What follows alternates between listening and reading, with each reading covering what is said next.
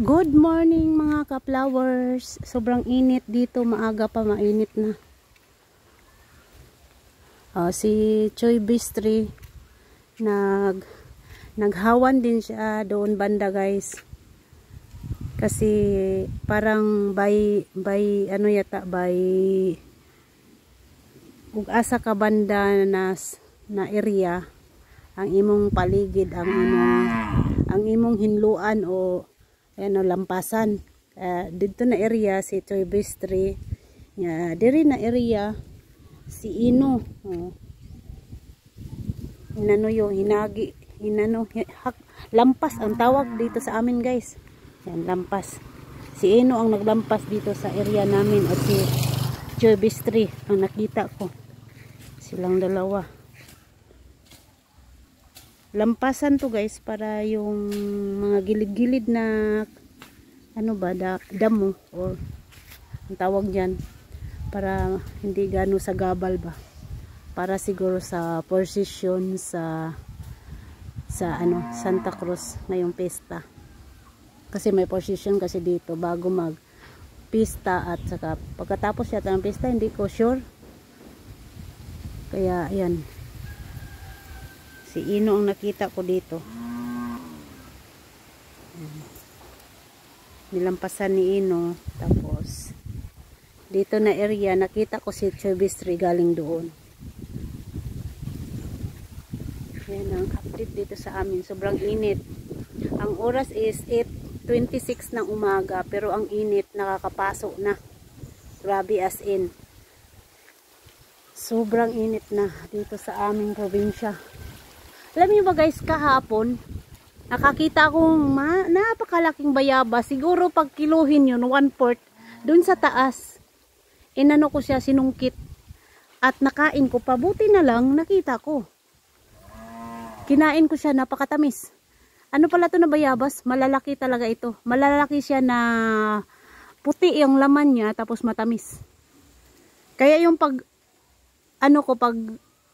alis ko nung December papuntang Manila, maraming bunga sa tuktok. Hindi kasi makuha ng bata dahil napakataas. Pag uwi ko, nagkandahulog dito. Kaya abangan ko to sa tag-ulan. Kung may tutubo dito na bayabas, itatanim ko sa maayos na lugar. Kasi maganda to siya anuhin. Kung mayroon siyang tutubo na panimbago, dahil maganda na bayabas ito. Matamis siyang, malalaki. Pero yung iba naman maliliit, pero di magkapareho. May malaking bunga, may maliit ang bunga niya. Pero parehong matamis. Kagaya niya, no? Sunod araw makukuha ko na yan, isang piraso. Ayan. Nakita ba ninyo? Masilaw kasi.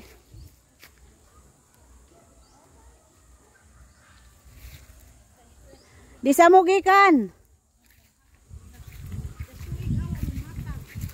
Di sa mugikan. Di sa mugikan. As? Ni kuha. Yarusing may nanguha aning amo. Kay kami may muna yung mga cluster. Yata na mo bilma kaya magamit na nila ba? Mao. Gahapon man amo si Yarusing may nangubra. Perting inita na, no? 8:30 pa lang, pero makasunog na. Makasunog ng init. Ayan, guys, oh. Ito, guys, yung halaman na to, maganda lang to kahit tag-init. Buhay siya kahit hindi mo diligan. Dahil walang dilig-dilig to, dahil nga walang tubig eh. Nadidiligan ko lang to pag nagbanlaw ako, kahit may sabon, pwede idilig sa kanya. Ayan, patay na yung mga damo. Sa sobrang init. Buti to si Ino, masipag eh. Siya lang. Tingnan nyo dito sa likuran.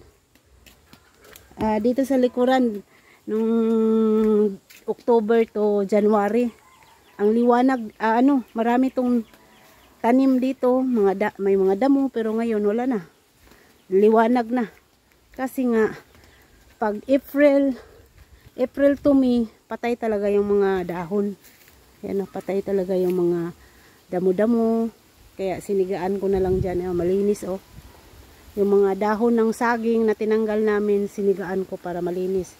Yung doong area, hindi ko pwedeng sigaan dahil mayroong kurente at mayroong hose ng tubig dyan. Kaya, kung may time ako, pwede ko hakutin yung mga dahon ng saging, ilalagay dito para sigaan. Kaya lang, hindi pa pwede ngayon dahil marami pa akong gawain sa loob. Mayroon pa akong linisin na isang area.